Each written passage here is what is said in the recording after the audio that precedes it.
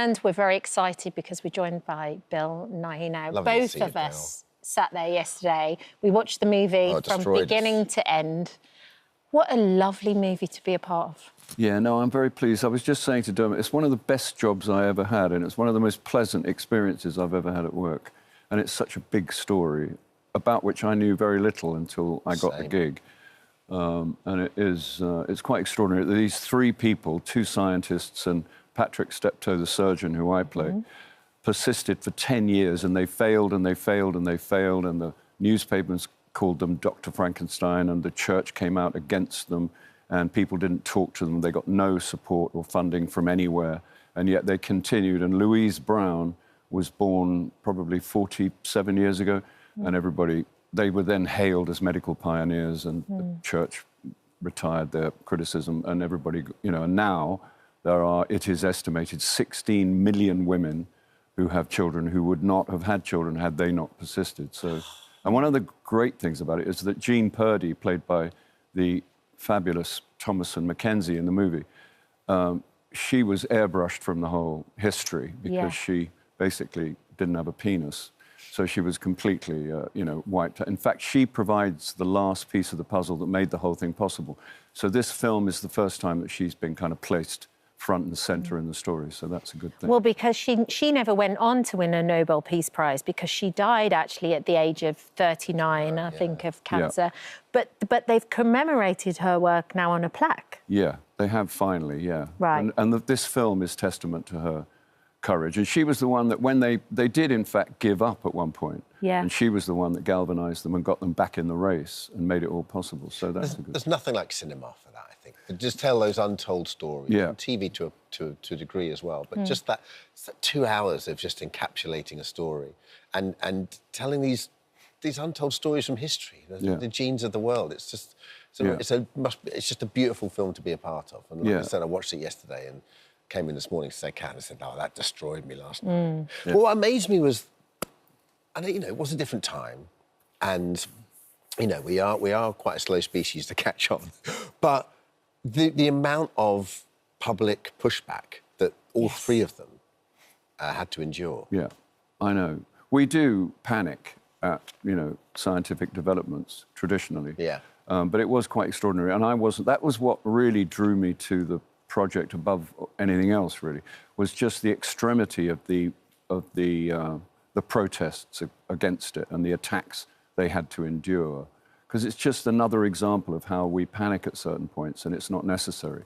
And now it's seen to be one of the greatest developments in medicine. You know? I mean, there's moments in the film where a baby turns up and there's Sinner written on it, there's Frankenstein lives here, but it even went as far as Jean and her own mother, who was very poorly as well. She was, you know, she was a very active member in her church, and they actually didn't communicate. Yeah, it was that live an issue that it would divide families, you know, in the way that very few things do. It was, but now, you know, it's almost universally seen as a fabulous development. Yeah. So wonderful. Point, I suppose, the producer, director, Jack Thorne, the great Jack Thorne, directly impacted by IVF. So that was, you know, hugely important to be led by people with a personal connection to it. I mean, I always think actors should be able to act anything because that's what you do, right? Sure. But it must be nice to have that resonance. Yeah, the producer, Amanda Posey, Ben Taylor, the director, as you say, Jack Thorne, the writer, they all have IVF children. Yeah. So I don't know if they came together on that basis, but anyway, that's how it turned out. Yeah. So yeah, that wasn't pressure, that was encouragement to get it right. But there's also a moment in the film where you're talking to Jean and she finally lets you examine her because she's got endometriosis. And it's such a heartfelt scene where you turn around and you go to her, science isn't ready for you yet. Yeah. I know, it's awful. And you suddenly realise, wow, that, you know, this is so far-reaching and there are so many women. There are lots of women who have been helped, but there are other women who can't be too. Sure. But it's like anything, when you get involved in something that you don't particularly know about, you then, in this case, I then discover that, you know, not half the people I know, but a large percentage of the people I know have been touched by IVF either directly or indirectly because it's been so successful. Yeah. And you met Louise Joy Brown as well during? Yeah, Louise Brown, the very first IVF baby. She came to the set. She was then 45, and it was quite extraordinary for her. You can imagine.